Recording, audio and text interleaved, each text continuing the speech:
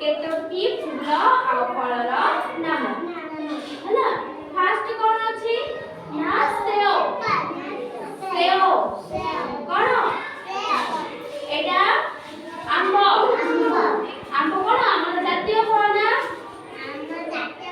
ଆମ ଜାତୀୟ ଫଳର ନାଁ କଣ ଆମ୍ବ।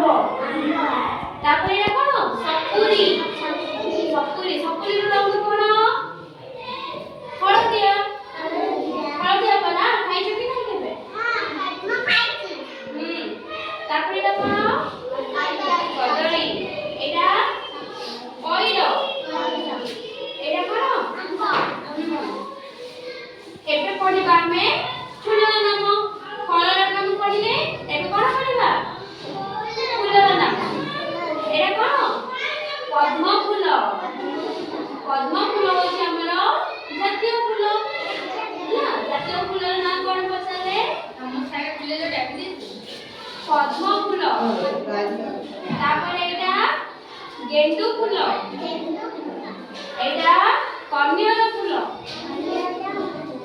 ଏଟା ମନ୍ଦାର ଫୁଲ। ଏଟା ସୂର୍ଯ୍ୟମୁଖୀ ଫୁଲ। ସୂର୍ଯ୍ୟମୁଖୀ ଫୁଲର ରଙ୍ଗ କଣ ହଳଦିଆ।